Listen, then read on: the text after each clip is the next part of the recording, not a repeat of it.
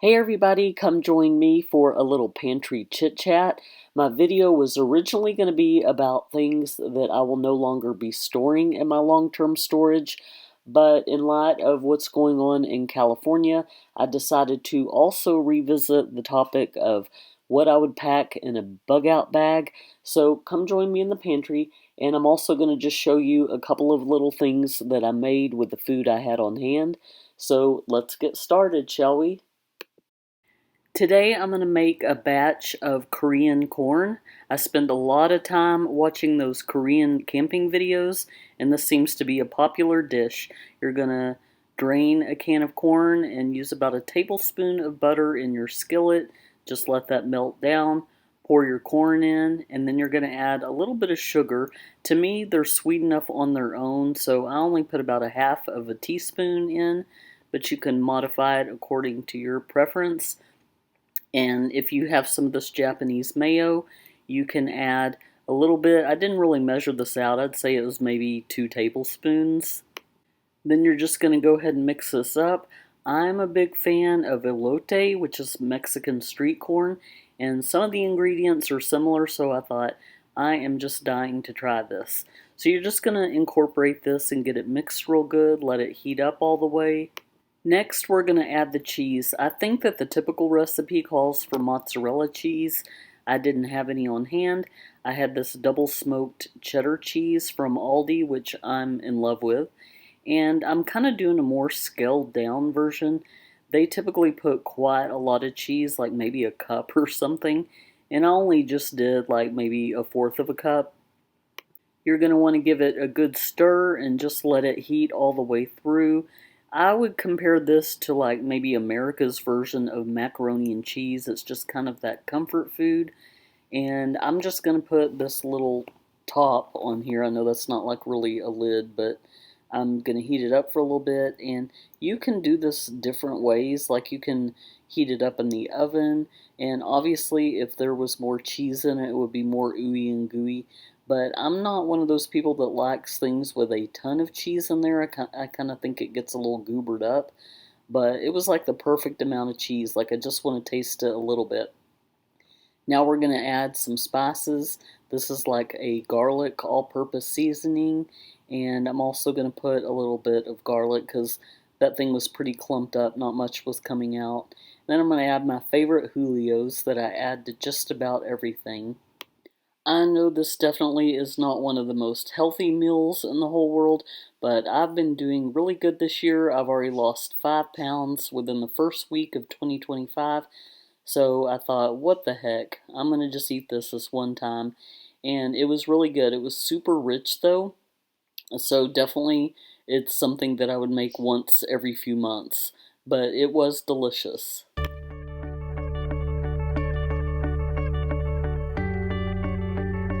Tonight I'm going to be making lazy shepherd's pie for dinner.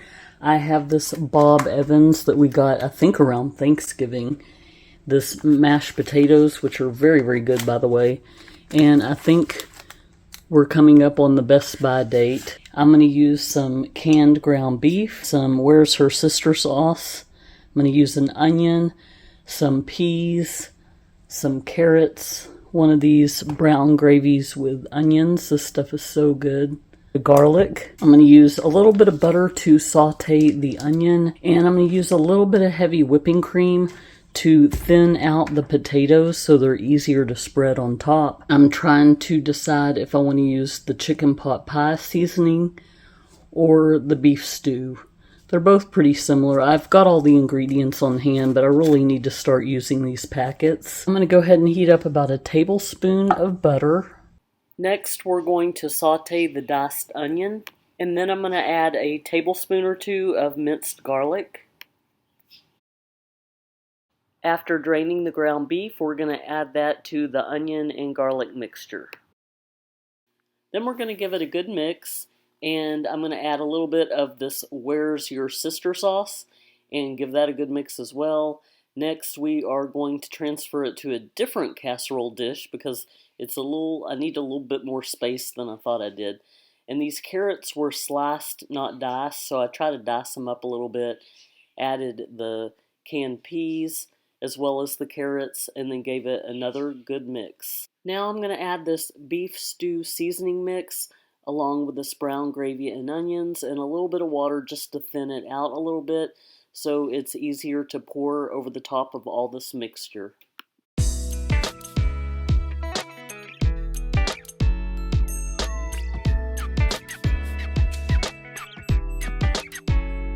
So it turns out I did not need to use the half and half after all to thin the potatoes out. They were fine just spooning them on top of the mixture.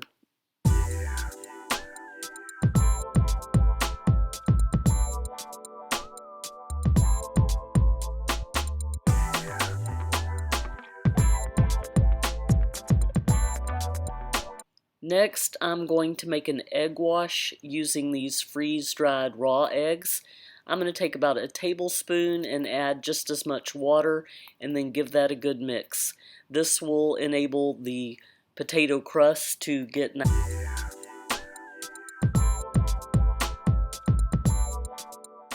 Now we're going to put it in an oven set to 400 degrees and we're going to bake this for about 30 minutes. You can also add some cornstarch to the mixture if you want it to thicken up a little bit, but I know it was a little bit runny here, but it was absolutely delicious. Corey and I polished off this whole thing in 2 days. We ate a couple of helpings for dinner and then had some for our lunch the next day, and then it was gone. This stuff was really, really good. I highly recommend this shepherd's pie. Hello and welcome to Livin' Forgiven. Before we get started on today's video, which is going to be about the things that I will no longer store in my long-term pantry, I wanted to talk to you about bug-out bags, get-home bags, and food that is easy to open if you have any kind of an emergency situation. My heart goes out to all the people in LA who are having to flee their homes, who've lost their homes, their businesses, schools.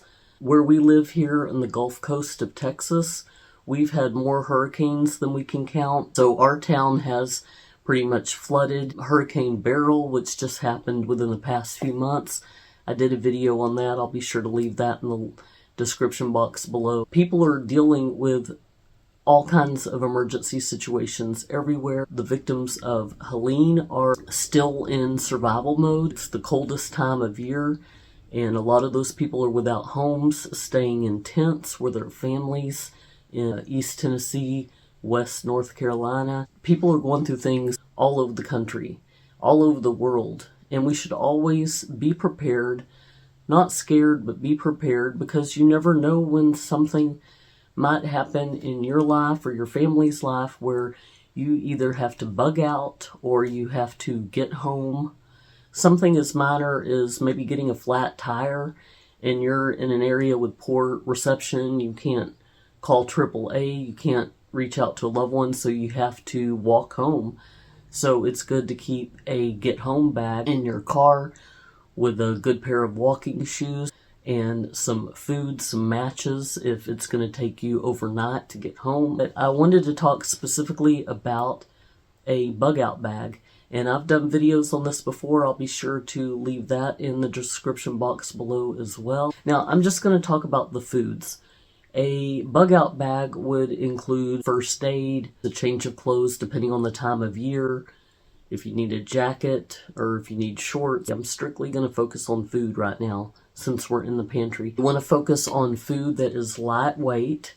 So, for example, tuna fish packets, freeze-dried foods, but keep in mind with the freeze-dried foods you're gonna need some water to rehydrate them. I recommend that everybody own a jet boil, whether you're a hiker, backpacker, camper, or just to have on hand. They're not terribly expensive. They're lightweight and a good thing just to have in your bug-out bag so you can cook food for yourself and your family. So you want to have a jet boil. And you probably want to have a water filtration system. I will list a video about water filtration systems. Let's just talk about the food. You might want to have a little can opener in case you take a can of chili or soup or doesn't have one of the peel tops. Think about how many people are in your family. pack a bag for each one of them if they're old enough to carry their own, or if you're going to need to carry it for them. If you've got pets, which I hope if you have to flee, you're going to take your pets with you, make sure you think about their needs, their food. So any of these single servings of tuna, or we've got pulled pork, they have beef, they have chicken, all the things. They've got little single servings of Spam where you can find them. I don't believe they're readily available everywhere. I know this is a hot mess over here. I'm going through my freeze-dried individual servings. These are great snacks from the Dollar Tree, and they have every kind of fruit you can think of. Pineapples, peaches, strawberries. I think I recently got these cherries at Trader Joe's. The Bear Creek soups are great. They make 8 servings, so if you have a large family, they're lightweight. Chili, chicken noodle soup, potato. We've got split pea, clam chowder. Ramen noodles are also great. Nor pasta sides as well. They've already got the seasoning in them. Little individual servings of snacks like these pickles. We've also got these little individual servings of olives, a garlic and herb mushroom. You want to have a variety in your diet so you don't suffer from food fatigue, which if we are hungry enough and desperate enough, we're going to set all that aside and just eat to survive. To keep the morale up if you are in a difficult, stressful situation, it is nice if you can have a variety of different foods. But if you've got some packets of things that are ready to open and eat if you have to, I know that it won't taste the greatest eaten at room temperature or cold, but like I said, desperate times call for desperate measures. I absolutely love these little kits from H-E-B. They are tuna salad kits. Like this one is tuna salad and white bean. This one is quinoa, lentils. These are pretty good, I'm not gonna lie. I first tried these at the Dollar Tree. It was like a smaller version of this, I think, and it was $1.25, obviously. So at the grocery store, they're like $4, or depending on where you live and where you shop. Roast beef, beef taco filling, meatballs. These are so good. We've also added them to spaghetti. It has a light gravy sauce. The Bear Creek soup, like the potato one, throw some of these in there. I know this says Best By October 23rd, but these Hormel things last forever. They're pretty tightly vacuum sealed. Chicken breast and mashed potatoes with gravy. That's stroganoff, Swedish meatballs. I bet Corey forgot about this. His shredded squid. Need to show him the spicy seasoned beef crumbles. This was on clearance at my local Walmart Supercenter. Look how big this bag of tuna is.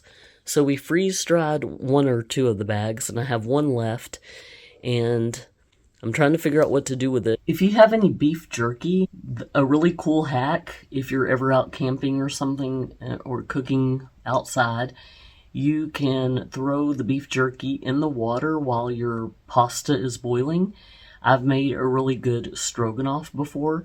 You just cut up the jerky and throw it in there, and it becomes soft like steak. It is so good, but the thing is, they're very salty. We have a freeze dryer, and I realize not everybody has one of those. We've been able to put away about 2 years worth of freeze-dried food, and what is awesome about that is you can control your ingredients. We've got 2 children that are vegetarians. We need to take into consideration the things that they'll eat. Let me show you some of the store brand freeze-dried foods that would be great. They're kind of expensive, but maybe you can bulk them up. I know that they've got Thrive, they've got Augustin Farms. You can buy some of those things maybe on Amazon Prime Day, get them at a pretty good deal. You're going to make sure you cover all meals if you have to bug out. Milk, butter, biscuits, pancake mix, honey, the black bean burger mix. We've got potato spuds. We got some shredded cheese down there. The peanut butter is also a good source of protein. They've got the P2, I think it's called PB2, that they sell as well. And of course I have a variety of fruits. Look at some of these Best By dates. I might be passing these down to my kids in my will. I hope I outlive these. But look, you got 52, 51. lasagna, and some creamy chicken rice. We also have a few of these Mountain House meals, like chicken and dumplings, beef stew, or spicy Southwest style skillet, stroganoff. I also like to have random ingredients like coconut water powder, coconut milk powder, homemade macaroni and cheese with some of the instant white cheddar powder, sour cream. We've got some cream cheese back there. More of a freeze-dried dessert. But again, you're going to want to keep that morale up. Backpacker's Pantry makes an amazing creme brulee. I'm going to try to figure out how to make this myself. I want to say it's like a cheesecake jello pudding. And then they put these sugar crystals on there that you put on top, and it tastes so good. Okay, what if I want to do a lemon version? I've got these lemon crystals, the strawberry crystals. How about some orange juice, banana powder, pineapple juice? Thought this would be good in yogurt. The Girl Scout Thin Mints, s'mores, and this might also be good in the Jello cheesecake pudding mix. Adding some vanilla spice to your freeze-dried dessert would be really good too. Some other freeze-dried dessert ideas to take in your bug-out bag would be this PB2 cookie mix or brownie mix. All you need to do is add an egg. So if you had the freeze-dried eggs, you could just mix yourself a little batch of that and put that in your bug-out bag. I've actually seen people use their Jetboil to make themselves a little single cookie or brownie before, if you want to look up one of those recipes. And some people might get burned out on just having nothing but water, so some of those flavor packets would be good to add to your bug-out bag, or if you have a sore throat and you want to pack some hot tea or some instant coffee for the morning, whatever it takes to get you going and keep a little pep in your step if you have to bug out, just keep those in mind too. Today we're going to be talking about the top 10 things that I'm no longer going to store in my long-term pantry. And I did a video similar to this last year. I'll be sure to include it in the description box below. We're all familiar with what happened in 2020. There was a lot of panic purchasing. I started out couponing. If you remember back in the day when extreme couponing was a thing, they had a TV show and it was just such an adrenaline rush to see how much money I could save. And I would always just walk home with a huge haul that I just paid pennies on the dollar for. That's how I got started with, I wouldn't say hoarding, but I would say collecting things that I don't necessarily like, want, or need, but they were there, they were on sale, and so I have them. And, you know, if I either used them or gave them away to other people, which is similar to what I do now. That's just how I got started. And then 2020 hit, and I know there was a lot of panic buying and a lot of fear-mongering on the news and other YouTube channels that you have to stack it to the rafters, and, you know, people were just kind of going crazy with the toilet paper. My first bit of advice when you are trying to stock a long-term storage pantry is to not do it on emotions. Don't do it out of fear. Don't do it based on panic. And don't do it based on things that are on sale that you and your family haven't tried yet. Because I'll give you an example of something that we stocked up on just because it was on sale. We never tried it before. It was this El Dorado tuna fish that they were selling at Food Town. I don't know if it's their brand. I don't know if it's local or what. You know, I would think that any brand tuna would be good, but it's got 10% textured soy protein. I don't know if all canned fish has that or not, but we didn't care for it. It was too stringy. I mean, it didn't come out like in big chunks. It was real watery and not our favorite, but it was on sale for 40-something cents a can, so we stocked up. We bought a lot of the stuff. So that's just kind of an example of don't just buy something because it's on sale, maybe try it first, get one of the item, try it, see if you or your family like it, and then make that additional trip back to the store to stock up on more. When you go to the grocery store and you're hungry, and so you start buying everything in sight, going, oh, that sounds good, that looks good. Don't do that when you're trying to stock your long-term pantry. Our health changes over time. Corey and I have high blood pressure. You know, Spam has a lot of sodium. That's kind of the downfall to these things that last a long time in your pantry, is they're full of sodium. They're full of preservatives. And, you know, is that an ideal thing to live off of? No, not really. But if you had to in an emergency, then, you know, you would make do. Your taste buds are going to change. You don't want to buy out of craving, hunger, fear. We're going to be going over the things I will not be storing long term. First thing I'm not going to store anymore is a lot of excess seasonings or the seasoning packets. We live in the South Texas, and we deal with a lot of humidity in the air, which makes a lot of our seasonings clump up. And then with the packets of seasoning, we've got enough individual ingredients on hand as it is to mix and make any flavor that we need to be similar to those packets, which get expensive. The second thing I'm going to talk about is I'm no longer going to be storing the boxed rice or pasta that comes with a seasoning packet. And I will say, I don't know the brand offhand, so I don't want to say it and be wrong. But there was some infestation that was going on in one of those boxes because they're getting really, really cheap with how they package things now. So the shells, the pasta, and the rice is just loose in the box, and bugs get in there. There was an infestation, and it didn't come from my house because, number one, I store my stuff in the food grade buckets. I freeze my rice. I freeze flour. If in storage in the warehouse there was a bug infestation, that's something different. So that's not something that we all think about. But nothing is more traumatizing than when you go to open a box of something and you put it in the water and you're like, that's weird, I don't remember adding pepper. What's with all these black things floating around? And you figure out they're bugs. And I follow some other channels who have had the same thing happen, so it's not just me. The next thing that I will not be storing long term are nuts. And you have to be careful because when these go bad, they do get rancid. So these are something I found do not go that much further past their best by date. Lately, I have been giving a lot of them to the birds and the squirrels. I also have to look out for trail mixes that have nuts in them. Before I give them to the wildlife, I rinse off the seasoning and the salt. Next, I will not be storing cereals. I am a sucker for a good seasonal cereal or cereal bar, like a breakfast bar, whether they're gingerbread, pumpkin spice. Same with the cereal. I've got some gingerbread cinnamon toast crunch. I love those things, but they're so full of sugar, they're going to go rancid, and I just don't eat them enough.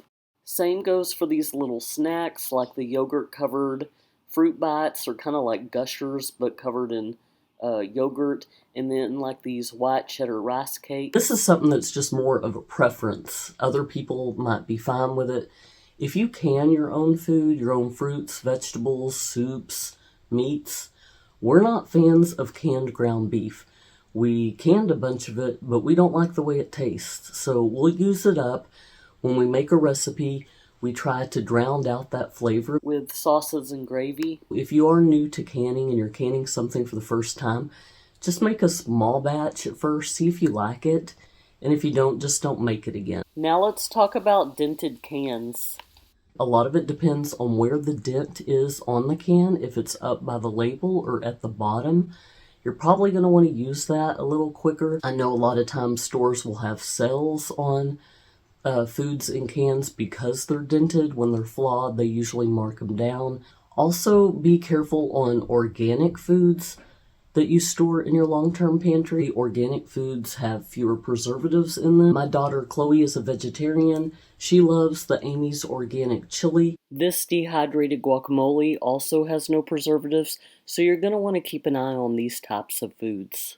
Speaking of dehydrated foods like bacon and jerky, I'm not going to store these for long term either because they do have some moisture and can go bad. Another thing that I do not plan on storing in my long-term storage are crackers, whether they be sweet or savory, it doesn't really matter. In the part of the country that I live in, these, like with the spices, they go rancid quicker when they're exposed to humidity, even if they're not opened. Now, I have heard that there is a way, if your crackers are getting kind of stale, that you can bake them and kind of bring them back to life, so to speak. But even if you do that, even if you bake them, you've opened the package, you're going to need to eat them quick. I'm also not going to be storing long-term cake mixes, anything that has yeast in it. If the yeast is bad, then it won't rise. I will probably just store the single ingredients to make those things. And you also want to make sure that you're freezing your flour first to get rid of any bugs or eggs. Things like pizza mixes, biscuit mixes. So I hope you got something out of this video. Please feel free to drop in the comment section some of the things that you might not be storing again that I haven't thought of. I know there's a lot more, and a lot of these are just personal preference and depending on where you live in the country, what the climate is like. So let me know what are the things you won't be storing, and I'll see you next time. Bye, everyone.